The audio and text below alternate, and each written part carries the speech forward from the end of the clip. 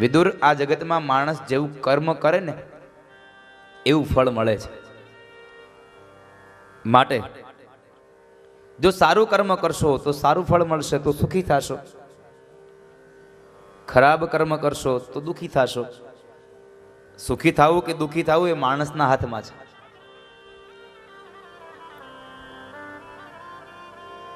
અને ભગવાને કીધું છે કે હે જીવાત્મા, તું જેવું કર્મ કરીશ એવું ફળ તને મળશે. આજ નહીં તો કાલ, કાલ નહીં તો પછીના જન્મે, પણ તને ફળ મળશે, એમાં કોઈ સંશય નથી. એટલા માટે ભગવદ્ ગીતામાં ભગવાન અર્જુનને કહે છે, કર્મણ્યેવાધિકારાસ્તે મહાફલેષુ કદાચન. ભગવદ્ ગીતામાં ભગવાન બોલ્યા છે, કર્મણ્યેવાધિકારાસ્તે મહાફલેષુ કદાચન. અર્જુન, આ જગતમાં જીવાત્મા જેવું કર્મ કરે એવું ફળ મળે છે, એમાં કોઈ સંશય નથી. ત્યારબાદ આ જગતના નિર્માણની કથા બતાવે છે. ભગવાને આ જગતનું નિર્માણ કર્યું છે. વિદુરજી મહારાજ, જ્યારે ચારે બાજુ અગાધ જળ હતું ને એ સમયે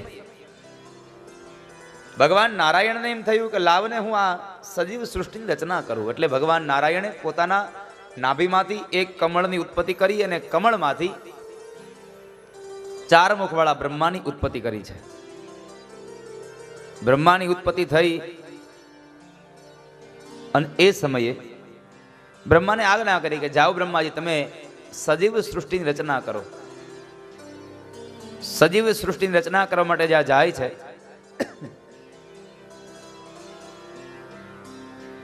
જળચરોની રચના કરી, પાણીમાં રહેવા વાળા જીવાત્માઓની રચના બ્રહ્માજીએ કરી. ત્યારબાદ ભૂચરોની રચના કરવી છે. ભૂ કેતા પૃથ્વી, આ ધરતી પર રહેનારા જીવાત્માઓની રચના કરવી છે. પણ બ્રહ્માજી કહે છે કે પૃથ્વી તો જળમાં લીન છે, હવે એને બહાર કોણ લાવી આપે? મારી પાસે તો તાકાત નથી, એને બહાર કોણ લાવી આપશે?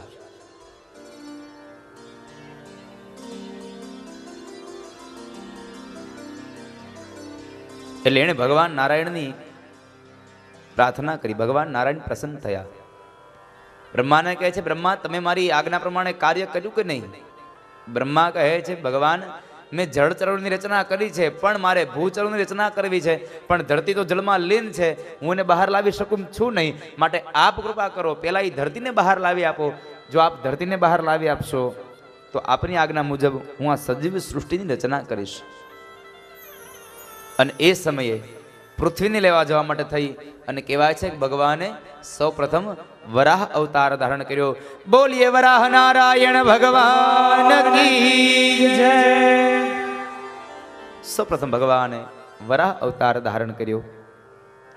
ભગવાન જળમાં ગયા છે. એ જળમાં જઈ અને જે પૃથ્વી છે એ પૃથ્વીને પોતાના દાઢ વડે ખેંચી લાવે છે. અને બરાબર જે હજી મધ્યમાં પહોંચ્યા ત્યાં એ સમય બરાબર એક રાક્ષસ આવ્યો, હિરણાક્ષ નામનો રાક્ષસ. અને એ આવી અને કહેવા લાગ્યો કે છોડી દો આ ધરતીને, છોડી દો, આ મારી છે, આ મારી છે.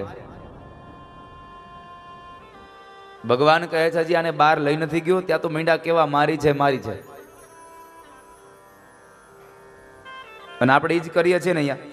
જેને જેને ખેતી હશે, ખેતર હશે, શું કહેશે? આ શેડે ઉભા રહ્યો, સામે શેડે સુધી દેખાય નહીં ત્યાં સુધી મારી. અહીંયા ઉભા રહ્યો, સામે જ્યાં સુધી દેખાય ત્યાં સુધી મારી છે.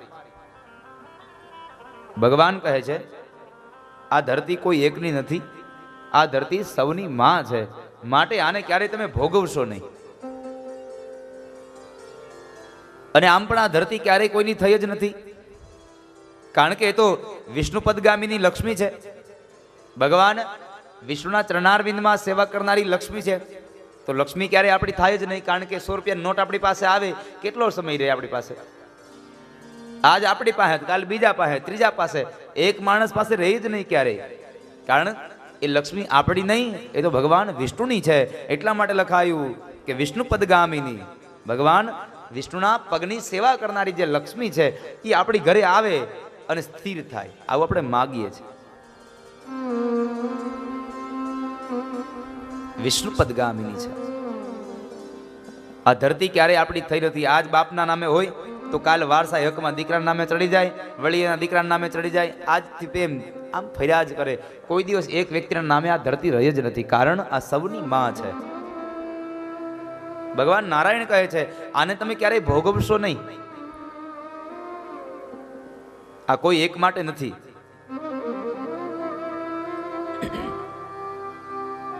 છતાં પણ જ્યારે હિરણાક્ષ ન માન્યો, મારું મારું કરે છે, આ મારી છે મારી છે, ભગવાન એને સમજાવ્યો કે ભાઈ જે લોકો આ જગતમાં મારું છે કરે છે એ બધાય મરે છે.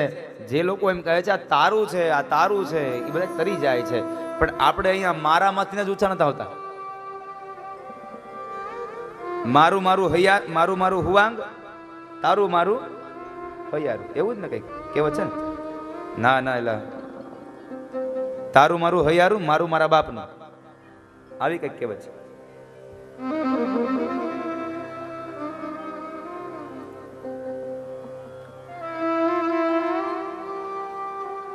એટલે હિરણાક્ષ કહે છે કે આ ધરતી મારી છે મારી છે. ભગવાને સમજાવ્યો, ન સમજો, અને અંતે ભગવાને એ હિરણાક્ષને માર્યો છે. હિરણાક્ષનો વધ કર્યો ભગવાન. જ્યારે વધ કર્યો, આ વાત સાંભળી અને વિદુરજી મહારાજે પ્રશ્ન કર્યો, બાપજી આ અસુર હતો કોણ? મૈત્રેય કહે છે આ અસુર દિતિનો પુત્ર હતો. વિદુર કહે છે આ દિતિનો પુત્ર, દિતિ તો દેવોની માતા છે, દૈત્યની માતા કેમ બન્યા? સાંભળ રાજા, એના માટેનો પ્રસંગ બન્યો છે. એક વખતના સમયે દિતિ અને કશ્યપ આ બેઉ જ્યારે બેઠા છે, એ સમયે બરાબર સંધ્યાનો કાળ છે, અને સંધ્યાના કાળે દિતિના મનની અંદર કામ પ્રવેશ કર્યો. કામ પ્રવેશ થયો એટલે દિતિ પોતાના પતિ એવા કશ્યપ ઋષિને કહે છે કે ચાલો કામને ભોગવીએ. એ સમયે કશ્યપ ઋષિ ના પાડે છે કે દેવી આ સંધ્યાનો સમય છે, અને સંધ્યાના સમયે કામને ભોગવવાનો નહીં, ભગવાનના ભજન કરવાનો સમય છે. સંધ્યાનો કાળ એ ભગવાનના યજનનો કાળ છે, માટે તમે પરમાત્માનું સ્તવન કરો. અને એટલે તો આપણે જુઓ, ગામડા હોય કે શહેર હોય, ગમે ત્યાં હોય, આરતી કેટલા વાગે થાય મંદિરમાં? સંધ્યા કાળે. સવારમાં પણ જ્યારે સૂર્ય ઉગતા હોય અને ચંદ્ર હજી આથમતો હોય, ન હોય અંધારું, ન હોય અંજવાળું, આવા સમયે આપણે ભગવાનની આરતી કરતા હોઈએ. અને સાંજે પણ આવા જ સમયે, ન હોય દિવસ ન હોય રાત્રિ, સંધ્યાના કાળે ભગવાનની આરતી કરીએ. શું કામ એને? કારણ ત્યાં એક કારણ એ છે કે જ્યારે દિવસ ઉગતો હોય અને રાત્રિ જતી હોય, દિવસ આથમતો હોય અને રાત્રિ આવતી હોય, ત્યારે મનના દેવ ચંદ્રમા અને બુદ્ધિના દેવ સૂર્યનારાયણ આ બેવ એકદમ નિર્બળ બન્યા હોય. બાળક જન્મે ત્યારે એની અંદર બહુ તાકાત ન હોય, અને માણસ વૃદ્ધ બની જાય ત્યારે એનામાં તાકાત ઓછી હોય.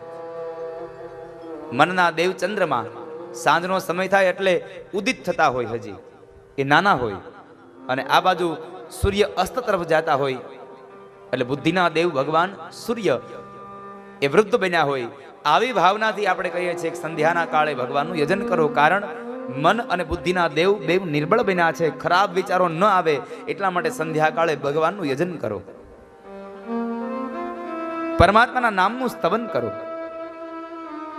પણ આપણે આખો દિવસ રામજી મંદિરે બેસીએ જ ગામના ચોરે, પણ જેવા સામે ચોકમાંથી પૂજારી બાપુને જોઈ જાય એટલે ઊભા થાય, હાલો હાલો હવે તો પૂજારી આવી ગયા. સંધ્યાએ આપણે ઘરે વહી આવીએ. આખો દિવસ મંદિરે બેસીએ, સંધ્યા થાય એટલે ઘરે જતા રહીએ. નહીં તો પહેલાનો સમય હતો કે જ્યારે સંધ્યા થાય ત્યારે લોકો ખેતરે ગયા હોય, વાડીએ ગયા હોય, ગમે ત્યાં ગયા હોય, ઘરે આવી હાથ પગ મોઢા ધોઈ સાફ થઈ અને એકદમ મંદિરે પહોંચી જાય. ગામના બધા લોકો મંદિરે હોય, અને ત્યારે એક માણસ નગારું વગાડતો હોય, 2-5 માણસો ઝાલર વગાડતા હોય, કોઈ 2-5 માણસો ઘંટારો વગાડતા હોય, અને શું ભગવાનની આરતી ગવાતી હતી.